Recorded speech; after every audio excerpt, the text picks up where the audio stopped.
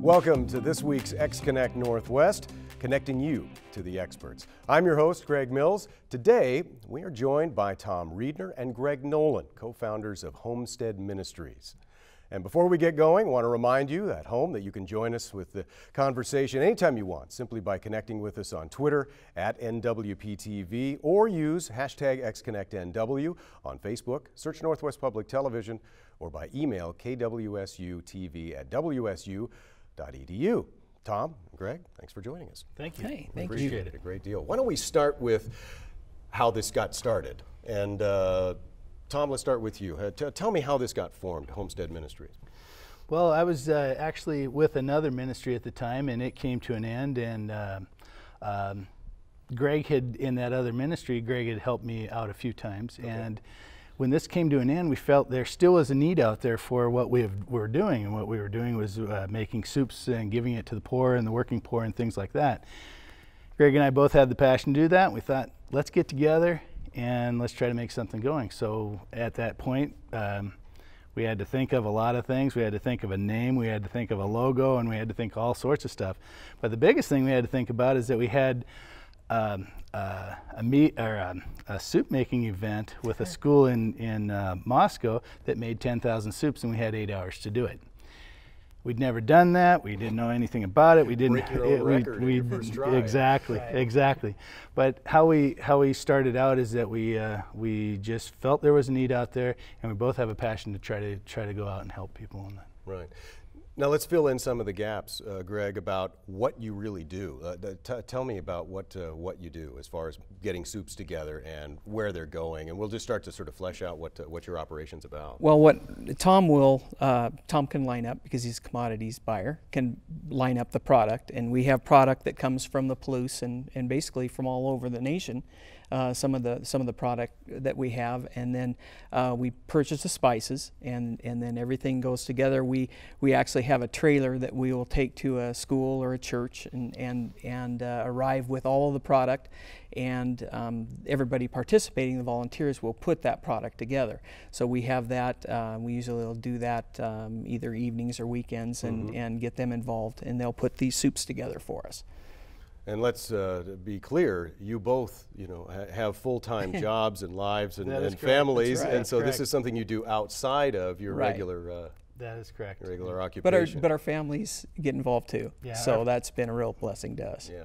We have full support on it. Tell me a little bit about your relationship as a commodities buyer, and I'm guessing that's some of those relationships are what led you to finding some of the supply for this. How does that come about? What there is that what we focus on is that our product we make soups out of, and it's just a product like this. This is locally grown. These are peas and lentils that are grown from around this area. Yeah. But if you think about it, is that once they're cooked together, they make a mush and they just make a soup. Well, the good quality stuff is what goes in the #1 markets. What we focus on is getting the stuff that's a little bit chipped, a little bit kind of second best, but still is very good nutrition, all that kind. Right. We can get it for little to nothing, and then that's what we go ahead and give out to people. And then really it's just your time after right. that. That is correct. Really, yes. And as we'll talk about as we go along here, your volunteers as well. Tell me about the trailer, and you pull a trailer around, and I've seen it driving up through Colfax before. We used to operate out of a pickup when we first started, and you were unloading everything out, loading it back up, and we just had this dream for having a cargo trailer, having the logo, and the exposure for one thing, sure. But to have everything there in place to do an event. And so we were very fortunate to have a group of people that supported us and helped us purchase that trailer. And then we worked the inside up for the storage and all the components that we need to do an event. So we'll load the product ready. It takes us maybe an hour to get loaded, and we'll go to an event and wherever it's at and unload, set up, do the event, tear down, and take everything back home. And it's really been a lot handier to do it that way. I imagine. So, and I'm guessing that you also are doing it more and more often as you become more and more exposed. Yeah. Well, the starting up last year when Tom said we're going to do our first event and we're going to do 10,000 soups. Well, that was a big start, and I should have been a little more trusting, and it was probably the last week by the time everything got put together. But Logos did a great job, and they want us back again this year, and we're going to do it again this fall. So great. Help paint a picture, Tom, about how the trailer works. When you say just putting product in it, what kind of product are we seeing, and what does the process look like? We have 50-pound bags of lentils or split peas or kidney beans. And we'll take those bulk into the back of the trailer. But the whole idea of the trailer is that we could pull up to a high school gymnasium. Yeah. We bring in all the tables, we bring in all the spices, we bring in all the measuring cups, we bring in all the packaging, we bring the labels and the whole works, so that when we leave, we'll actually walk away with 600 to 800 bags of soup in about 2.5 hours. And the whole reason for the trailer is, number one, like Greg had said, that we have the opportunity to do some advertising and let people know about it. Yeah. But at the same time, it's just by being aware of Homestead and the like, we're bringing more awareness to what people, there's a big need around here. And we have people calling us pretty regular. And with our schedules, we're having we're doing a little bit of juggling. Sure. But the whole neat thing about that is that through the ministry that we have, and by helping out with to expose people to what we're doing, it's really raised the awareness that it could be your neighbor that is the one that is going to need this soup. And the soup is dried soup. It's shelf stable, and we're getting all the way from people that have single mothers to old fellas that's a whole nother story about Grangeville with some of the older guys, but also here in the universities. We have Washington State University and U of I. Yeah. They have food banks. Mm-hmm. You cannot go down on the street and ask some regular person on the street, does Washington State have a food bank? And they'll go, no, I don't think so.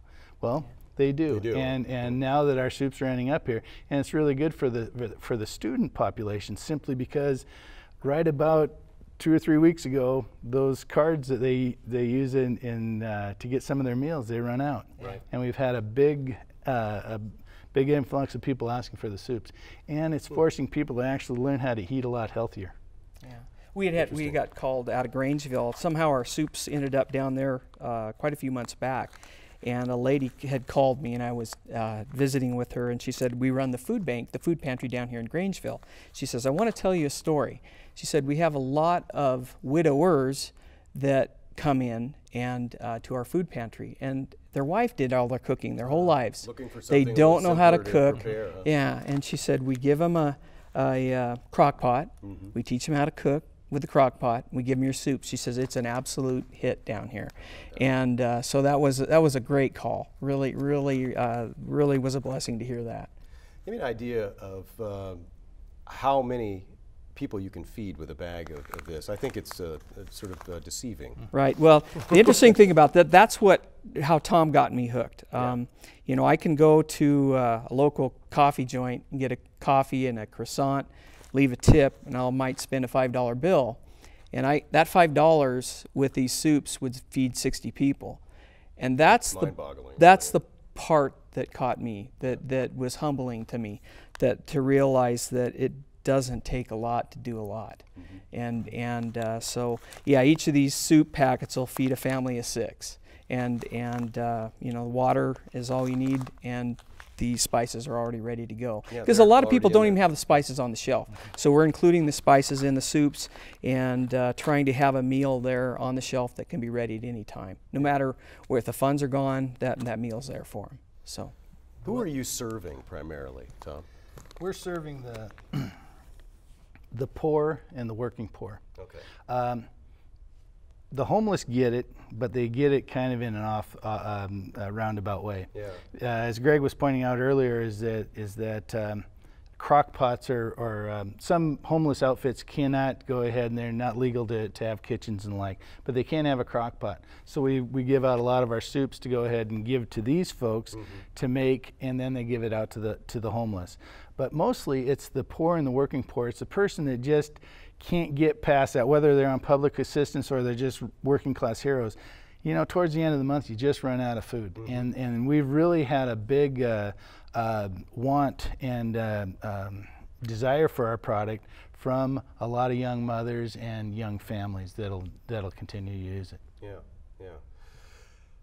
How often are you doing this? Right now, right now, a fluid question, yeah, it is. We'll get. Sometimes it'll run in spurts. We've had times we've done 3 events in a week. And you know, you're trying to fit that in and through the weekend and evenings and then there are other stretches. Right now, as we're going into the summer, we're kind of almost looking at tooling up going in next fall again too. We've got a couple of events kind of the end of the school year lined up, and so through the summer it's probably going to slow down quite a bit, but right away, starting in August again, we'll be going again full bore, and so we hope to have the cargo container loaded with product and have everything ready to go, and so we can go full force with it. One thing we were sort of touching on even before we started the conversation here was about awareness of food banks in our area, in the small towns that we're talking about here in the Pullman and Moscow region. Tell me a little bit about that, Greg. See, that's where, I'll be honest with you, I was ashamed that I didn't realize the need locally. You know, I knew the food banks were there. I really didn't realize how big an impact that they have. And you know, Tom taking me to a lot of these events exposed me to the need, and I just felt like I was just driving by not paying attention. And once I paid attention and saw the need, it's so easy to make a difference. And whether it's volunteering or whether it's funds coming into us to buy product and put it together, we have all kinds of volunteers wanting to put the product together. That's the best part.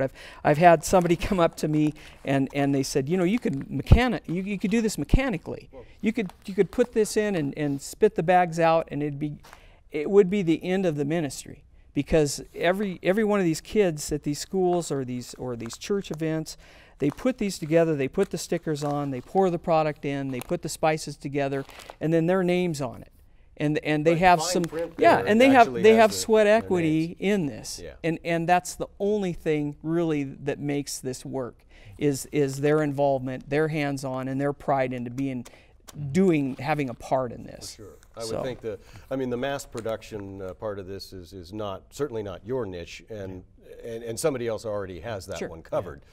That's sort of going on. But you're dealing with smaller communities, and as we've been talking about, a little lesser awareness probably of what's going on. I mean, it's Elk City, it's down into the Boise area, we've clear into Montana. We've had product go that far. So we have our product being distributed. We've taken it all the way to Boise. We've taken it to Spokane quite a bit. The quad counties around here that the quad cities around here, we've given a lot to it. But we also have product that's loaded in trucks that is in the sleeper of a semi, and we have people that are out there at truck stops throughout Montana and North Dakota giving out our soups to people that you can tell that they need some help, and we encourage people that to just go up and give them to them. Show pride, show some respect to those people that sit and just say that, hey, we'd like you to have this, and there's no strings attached to it. Nobody's going to hit you over the head with a Bible or anything like that.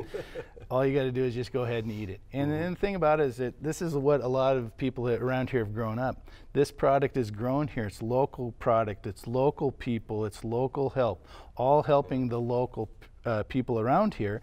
But the neat thing about that is that it's giving that amount of awareness that people you don't even realize that it could be the person you're sitting next to on the bus, or it could be the person that another kid in your class if you're a young person. For sure. They may not have anything to eat at home. Yeah. You know, up to 30% of the 2 counties here, Latah and Whitman County, is what we see. There's a lot of poverty there. All right. Very quickly, we just have a few seconds to go here. How do you get involved if you want to get involved with this? Get a hold of us we have our brochures, and we have our number here if we could show you that. Sure. And you have a Facebook presence? We have a Facebook presence, and we're right now working on our website. Okay, great. It's great to have you guys here. Thanks so much. Thank you very much. It's really appreciate it. Tom and Greg, thanks a lot for being a part of the show and joining us today. We certainly appreciate it. Thank you at home for helping us out as well, and hope you enjoyed today's show. Now, remember, you can stay connected with us all week long. Tweet us, link us on Facebook, add us to your circle on Google+. You can email us as well at kwsutv@wsu.edu and send us those show ideas. We'd love to hear from you. If you missed any part of today's show, it will be available online at nwptv.org. Next time on xConnect Northwest, we'll be talking with Pullman Judge Douglas Robinson. Judge Robinson will join us live from our Pullman studios. If you have questions for him, feel free to connect with us online. I'm Greg Mills. Thanks for watching. We'll see you next time on air and online.